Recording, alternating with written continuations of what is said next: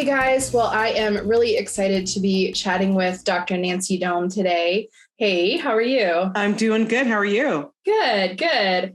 Well, you're the author of a new book. Let's talk about race and other hard things. Mm-hmm. First of all, I just have to tell you, I loved this book.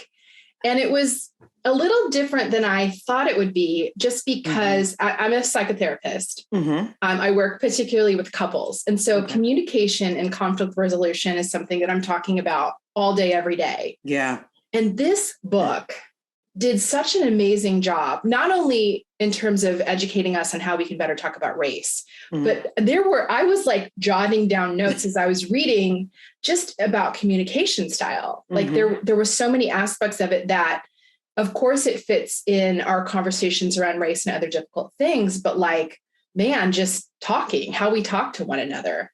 That's right. And I think that we have kind of moved away from this idea that we should be respectful to each other regardless. Like we each deserve to be respected when we're spoken to. Yes. And even if you don't agree, it doesn't mean that we have to, kind of take the stances that we've seen more recently being taken. Yeah. So, I mean, I wanted to just, frame like, what made you decide to write this book and this book now? Because I feel like we're in this really interesting stage where we had a national conversation about race a year and a half ago, right? Suddenly people who have never talked about race on their social media platforms are posting about it. George Floyd kind of thrust this topic into the national discourse. And then what I've noticed is then we're kind of circling around to this sort of backlash or tension where now people are pushing to not talk about race as much. Like, let's ban some books. Let's make a fight about critical race theory that's not even based in reality. So what was this like to write a book about race in the middle of all of this happening around us? So the book was really an outcome of work that I've been doing for over a decade. And so Compassionate Dialogue and the RIR protocol existed, and it was the foundation of the work that I do at Epic Education. And so really the impetus was that our clients were saying, like, this is great and we love it, except for when we're not in the room with you, we forget how to practice. Like, it's how do we great. take this out? How do we take this out? And so I just kept getting a request and, more and more requests about providing support. So we started off with our conversation starters, which let you practice the protocol. And then it just made sense. It was like, it's time for a book to really put it down there. And I had enough case studies in the last 6 years of people using it and using it effectively, not just individually, but throughout their organizations, where they saw such huge shifts in their culture and climate that I thought, well, this is the time, because now I've got all that information, that anecdotal data that really shows that the protocol works, and adding compassion to it just makes us better, human beings as we communicate with each other. So we have to communicate, but we get to choose how. Yeah, absolutely. And I really appreciated, your focus on compassion, but also talking about hard things, because I feel like a lot of times people misunderstand that these can happen together. Absolutely. I think the minute you talk about race, I mean, literally, I was getting married. My husband's white, and I had an engagement party, and my friend who did the engagement party, being cute, did chocolate and vanilla cupcakes. And the kid I was mentoring said, "Wow, that's really racist." And I had to have a conversation to explain to him that noticing our differences is not racist. The differences aren't the problem. It's people's judgment about the differences that are the problem. Totally. So, for me, it was really about, we need to normalize that this is a part of our daily dialogue, our identities. There's nothing more important to us than our identities, what we believe and what we feel. And so why should I be ashamed to talk about my race? Or why should you be ashamed to talk about your race? Why is white a bad word? Why is black a bad word? We say it under whispered breaths, and really we should be celebrating and be joyous about the fact that this is who we are. And it's this variety that makes us better together. Yeah, absolutely. I mean, I've had some funny instances like that too, because two of my kids are Black. And so I've had that experience of, when they were little, being at a playground and like, there's this sea of kids over here. And some mom is like, which are your kids? And I'm like, oh, the Black kids. That seems like the easiest descriptor.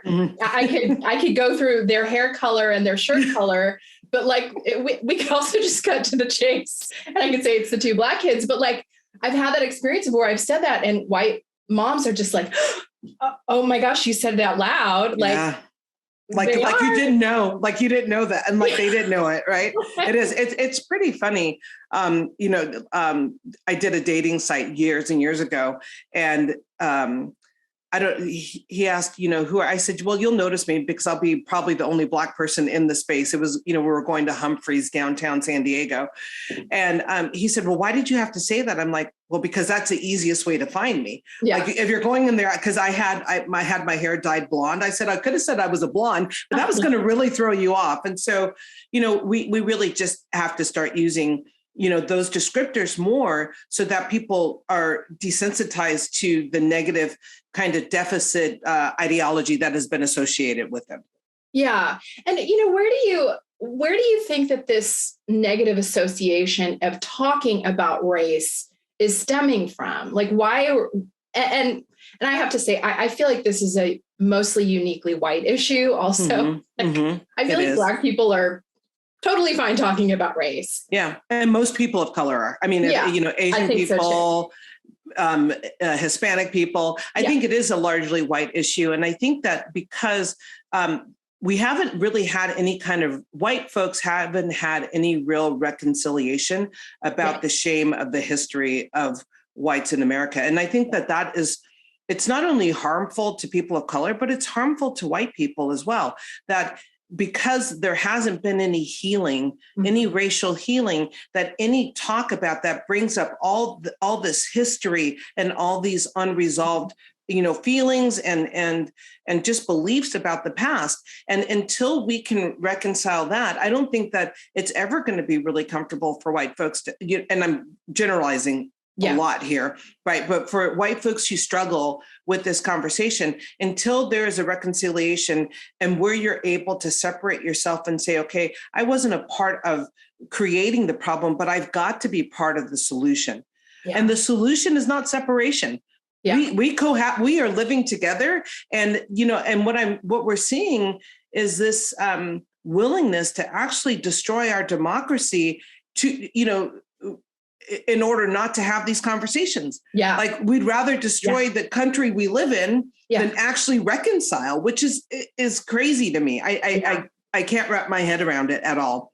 I can't either.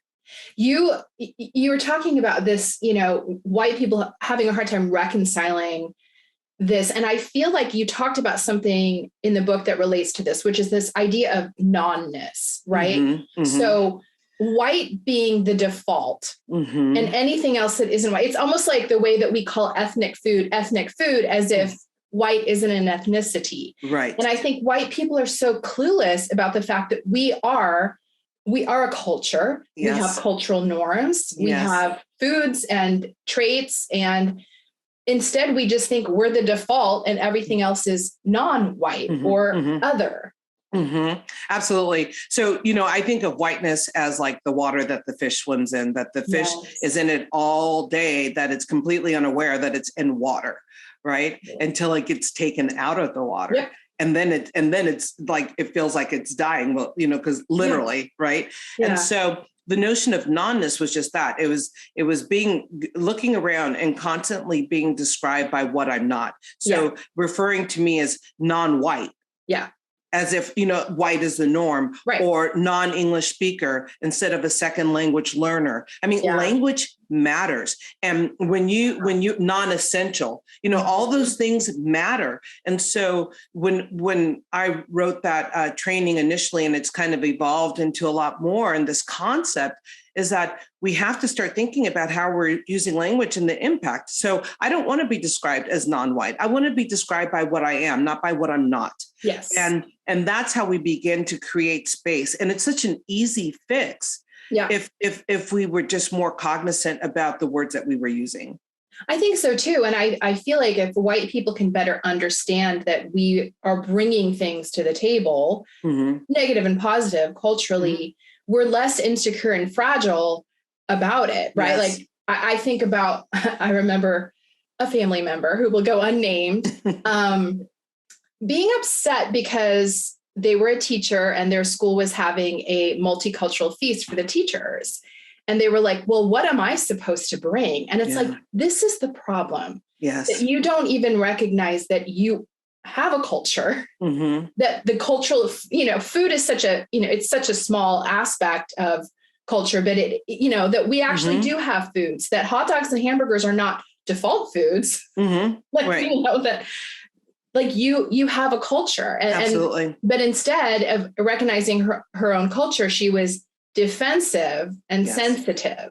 Yeah.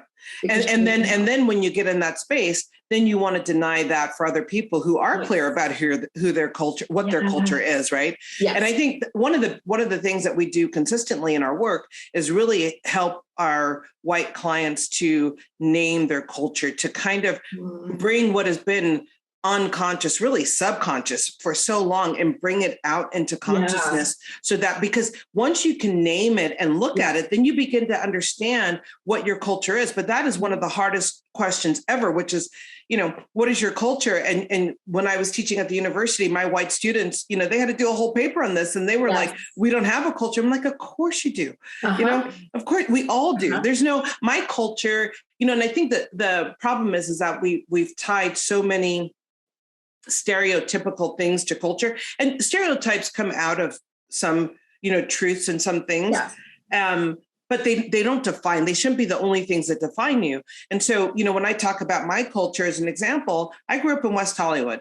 I went to the beach. I went to Santa Monica Beach every day in the summer. I swam, I body surfed. I was a junior lifeguard. I did all the things that Black people, and I'm putting them in quotes, don't do. We don't swim. We don't do that. Well, if we understand the history of why Blacks don't swim, then you understand that we were not allowed to swim, which is why we don't swim, not because we couldn't swim.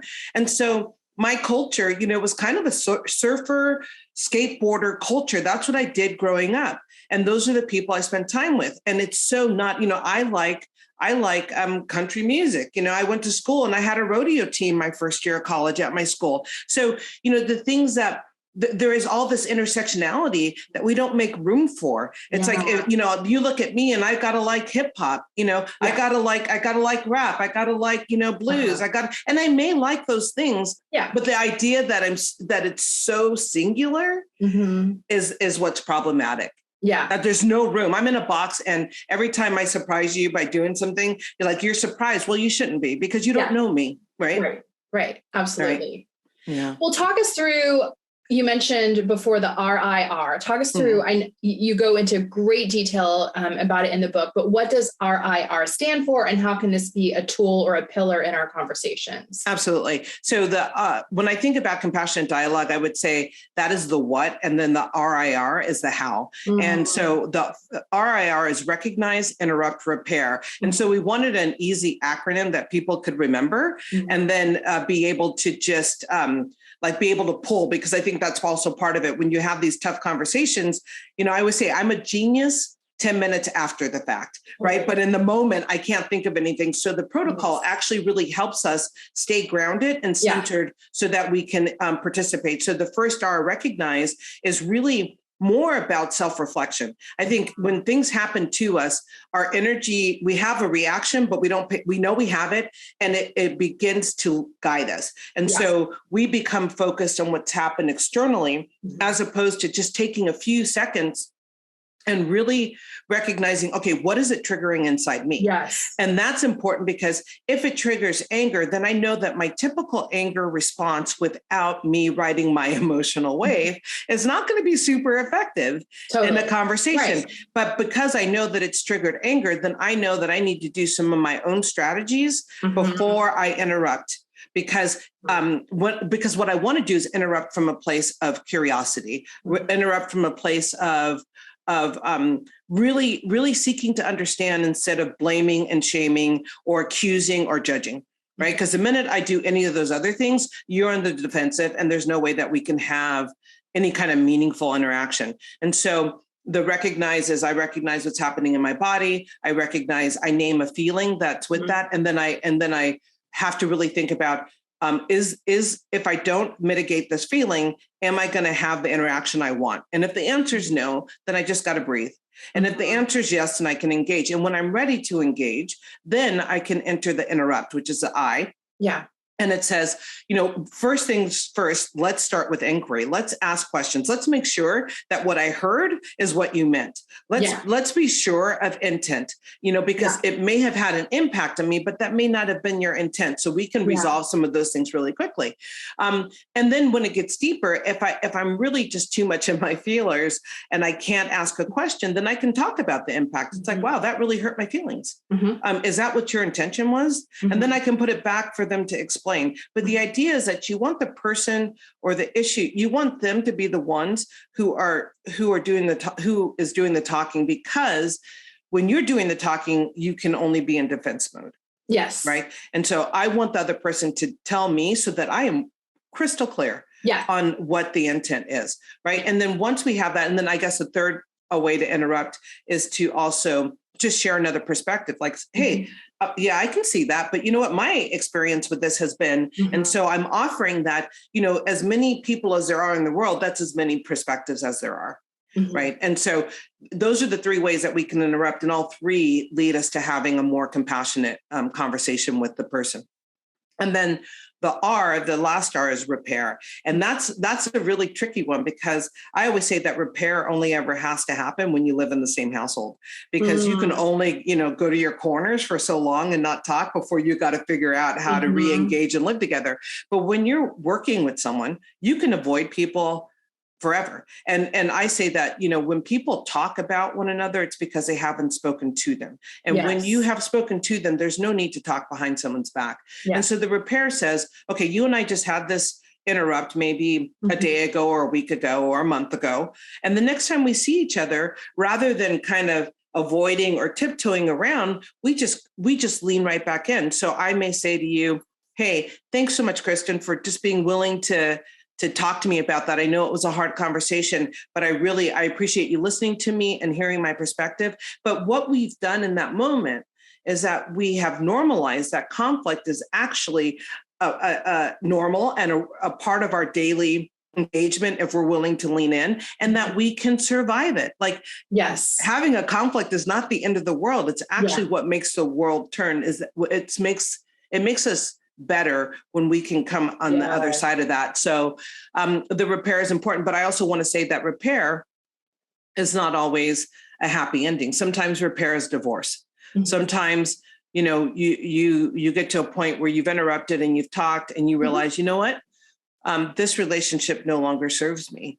And so, thank you. And I don't think I can be, friends with you anymore, or, or married to you anymore, or work for you anymore. I mean, it goes across the gamut, But the repair it's a resolution where we seek to stay connected as much as we can, and that we are respecting ourselves and the other person or the institution.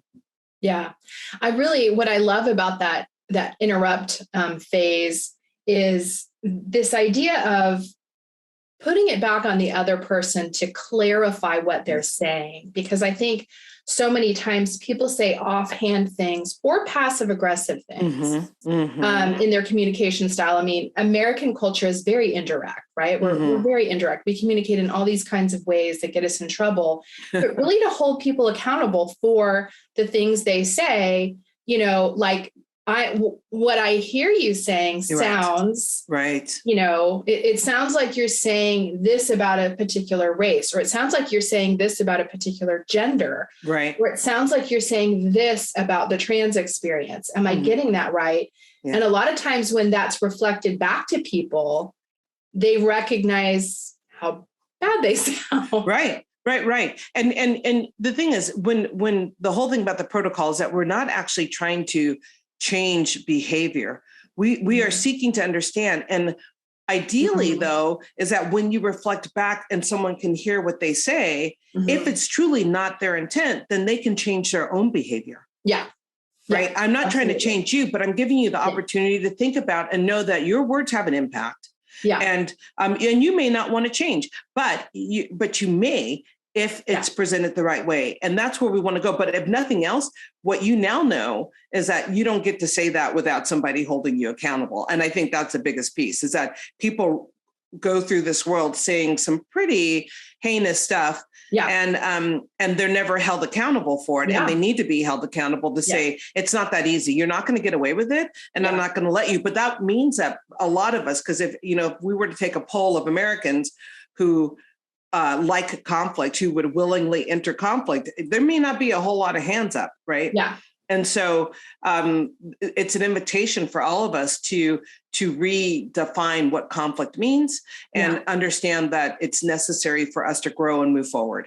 Yeah, absolutely. I mean, I loved, that was another part of the book that I was highlighting, is this idea that like conflict is survivable, and is not necessarily bad. Right. It does move us forward. It does. And it doesn't, I just think it's gotten a bad rap. I think that there's always some level of conflict in our lives. I think the reason why we live in houses is because there was a conflict between living in nature without roofs over our head, and we resolve the conflict. I mean, like, I kind of see it that way, is that it's a natural part of living in this world, in a society with all different kinds of people. And so rather than avoid it and let things just kind of spiral out of control, we really have an invitation now to lean into it and be a part of making our society a better place to live together. I mean, that's what I keep focusing on, is that we've got to figure out how to do this together. It's not me against you. It's us. And the United States is us. us. It's totally. It's not an accident, and so, but we're so divided now, and we have to figure out how we can bridge those gaps. And again, it's not about us agreeing; it's about us understanding, seeking to understand each other, and realizing that we may not agree on 100%, but that's okay, because I can still love and respect you. Yeah. You talked in the book too about choosing not to engage in some circumstances. When do you know, okay, this is not, me engaging is not going to be valuable, or it could be dangerous to me, or, Well, the dangerous part is very easy. If I feel like I'm physically unsafe or, emotionally unsafe, then I, not only for myself, but I would not recommend that anybody engage, especially, women, different groups of people, around sexual orientation and gender and stuff like that. And so, that's a given. But then I think there's also times where someone is just trying to, as they say in the UK, take the piss. Like, they're just really just trying to wind you up. And it's not, I don't have the energy. There's too many people who really want to have the conversation and really want to engage and grow together. That's where my energy will go 100% of the time. And I just don't have energy for folks who just want to, who want to cause trouble. If that's your goal, they're going to do that. And no matter what I say, it doesn't matter what I say, it's not going to matter anyway. So I think that those are the times. And also, I think that if more people carry the load around this conversation, then there would be less fatigue around this conversation for people who traditionally people of color who carry the load of leading this work. Yeah. I completely agree. I do feel like it is important for white people to step into these conversations more, because, as you said, the load has traditionally been on people of color to have these difficult conversations. But then I think you have would-be white allies then putting another burden on their Black friends of like, okay, now I'm ready to have these conversations. It's you're going to be the one because you're my friend of color. And I would only imagine that becomes very exhausting. Yeah, it does. And I think that there's a responsibility for white allies to do their own homework. Yeah. Because it's not like we're not living in the information age where almost anything that you want to know is available. I find information on this? Right. And then also, I think what needs to happen, we talk about this notion of affinity groups, and of being able to have these conversations with other white people. Yeah. Right. And finding your tribe in that too, to kind of process some of those things. And it's not to say that you can't have interracial dialogue. I mean, that's absolutely crucial. Yeah. But I think that, sometimes it's good to just have those conversations. And then when you find out, what you don't like, I don't know what I don't know, but then there's a point that you don't know. And that's when you start bringing in people and you start asking questions and you start kind of leaning on other people. But some of the initial groundwork has to be like, I get requests all the time. Well, what should I be reading? I'm like, really? Like, I can tell you. And, if it's really important to you, you also, like, when you want to know how to do something else, you figure it out. And so, who are the top, authors right now? What is the national conversation that's being had in communities of color that you could follow? And what are the groups that you can join to learn more, to be a part of the conversation? So it's both. I think that there is a level, though, of responsibility that's been let go and kind of, well, my friend doesn't have time to talk to me, so I get to let it go. And I think that is probably fundamentally my issue with allyship in the first place, is that, allies still, that terminology still assumes that it's not your problem. It assumes that it's like you're helping me, like you're lending your hand. And if that's where you start, that's great. I think people have to start somewhere, but we really talk about, and I talk about in the book, is that we need to talk about co-conspirators, people who believe when you're a co-conspirator, this is your problem too. That this racial issue going on in the US is not just about the communities of color. It's about you too as a white person. Totally. And so I'm really encouraging us rethinking that language and say, like, understand that, you can be an ally, but also understand what that means to be an ally, as opposed to owning that this is your problem too. Like, this is our issue to solve together. It's not my problem as a Black woman to solve, and you're going to help me do this. Right. Totally. Absolutely. I mean, I have Black children. I have white children. I think this is a problem for all my children, right? Like, if we don't fix this is a problem for everyone. Right. Yeah. It's there's no other way around it. And so that ownership is crucial, though, too, because when you feel that you have ownership, then you're actually willing to do the work that's required to make change happen. Absolutely. Yeah. And I appreciate what you're saying about, like, I feel like when you're at maybe a 101, 201 education, as you said, there's a vast amount of resources online. That is not, the time for you to go to your Black friend and be like, well, teach me about the history of, like, no, I would imagine that just gets tiring. Old. Like, you want to be in friendships where you're talking about other things besides, like, okay, now we're going to have the race talk, because. Yeah, absolutely. And I can just tell you that anyone who starts a conversation with me, of my friends, with teach me, we're going to have a really deep conversation, right? Because that's not my job. My job is not to teach you. Now, if you want to understand something that I've done, or if you want to, but it's also it's a fine line too, because it's like being asked to, well, what does this mean? Well, I can tell you what George Floyd meant to me. I can't speak for the Black community. I have an idea. And so, when it's also being very clear that when you are engaging with, your friends of color, that you're asking about their experience, because that's a very different conversation. If you want to know how I felt after it, I got lots to say about it. But the minute someone says, what does this mean for, like, I don't know. Like, I have no idea. Can you speak for the entire community? Yeah. And yet, groups of color are constantly asked to do that, to be the voice. And so it's like, well, I got one friend who doesn't agree with this, so it must be, false for everybody, or I've got, and that is a problem. And, that goes back to kind of, when I think about, the founding of this country, and this, where white folks in this country have always had the privilege of being individuals. Yes. Of always being able to, like, what your neighbor does is not your white neighbor, does not reflect on you. Right. But for me, it's never been that way. When something, literally there was an article, and it started off rapper murder, like a rapper did it. And I'm like, oh, I literally was like please don't let it be anybody really famous. Don't let it be anybody Totally. who they, and then I read the article and I'm like third paragraph down and I don't have any race. And I'm like, wait a second.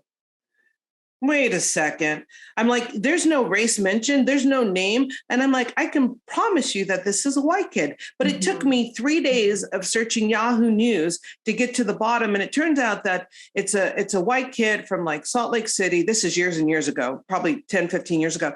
And he liked to rap. He wasn't even a rap, but imagine, like, so again, stereotypes, right? Yeah. So you got this headline. Yeah. And of course, everybody, just like me, thinks it's a Black person. Yeah. And if you were not determined like I was to go figure out, because you didn't see the normal symbols that would have been in there that tell you, then you would believe, here we go again, another Black person killed a white girl, you know, and so, you know, our society has done a really good job of keeping these stereotypes in the sphere alive and well. Oh yeah. The media, you know, feeds into, you know, the fears. And if you don't have family like you or friends or people who can on a regular basis contradict the narrative that you've been fed, then you can't help, because of the way the mind works, but to buy into all the garbage. Yeah. And so I'm a big proponent of contact theory. Like, if you want to know something, like, engage authentically, and you will begin to say, you know, when you love me, you can't believe the things that they say about Black people when you're in relationship with me. Yeah. Because you're always going to come back. And so the more and more that you're willing to diversify your network of people that you engage with, the more kind of global you become. Yeah. And, you know, I love that too, of like also diversifying the Black voices that you're listening to, right? Yes. Because I feel like what we see so often is there's a Black voice that is in line with a particular ideology. Right. It might be dismissing racism. And then that person becomes, you know, I mean, we the see spokesperson. Owens, you know, they become the spokesperson. And then that's the only Black voice that, you know, it's that confirmation bias. Well, she's saying that racism, you know, is white privilege doesn't exist. And so I agree with her. Here's a Black person that said it. Right. And we see that the diversity of thought. Yeah. And we see that every day. And and it is, you and I said it at exactly the same time. It's confirmation bias. And what they know about confirmation bias is that it's about an emotional connection. People are always trying to support their own beliefs and ideologies. And so if I can find someone that supports it, I'm going to lean and also serves the purpose of saying, see, I have a Black friend and my Black friend thinks like I do. And so that notion of diversifying who you're listening to, I mean, I do that all the time. I don't want people around me that only think like I think, because there's no room for me to grow in that. So I really, you know, my closest friends are always going to push me and challenge me and help me to become the person that I ultimately, you know, want to be. And I see it as a journey, not really a destination. So when I say ultimately want to be, until the day I die, I think I'm going to be growing in this department. But I'm also very clear of that. And I know that I've got blind spots. I know that there's things that I'm still working on, and I'm conscious of them and I'm working on them. And that's what the book is asking of us. It's not saying that you're going to get there and by, you know, you finish reading this, you're going to be a master, but what it's going to say is that maybe you're going to be willing to enter into some of these difficult spaces, and that you're going to keep compassion on the table, that you understand that, like, your success is directly impacts mine, and that we really are interconnected, and that individuality, that idea, that mindset is actually very destructive for us as a society. Absolutely. I love it. I can't say it enough. I loved how practical your book was. I mean, it was a very quick and easy read. I loved the, you know, kind of communication aspect of it, but I really did love your focus on compassion. You know, I thought that was so huge. Well, thank you so much. Where can people find your book? Well, we are on Amazon. We are in Barnes & Noble, BookBaby, Goodreads. So, you know, you could, I think pretty much wherever you want to you want to find the book, you can usually find it. And if your bookstore, your local bookstore doesn't have it, they can easily get it. If you get the ISBN number off the back of the book, they can order it because the publisher is a publisher that supports small books stores as well. So awesome. And where can people find you online? They can find me at drnancydome.com. It's drnancydome.com. And that is my my Twitter, my Instagram, and my Facebook, all the same. Awesome. I'll have it linked up under our conversation as well. Thank you so much. I really appreciate it. Oh, my pleasure. It's always nice to talk to you, and I appreciate having this conversation.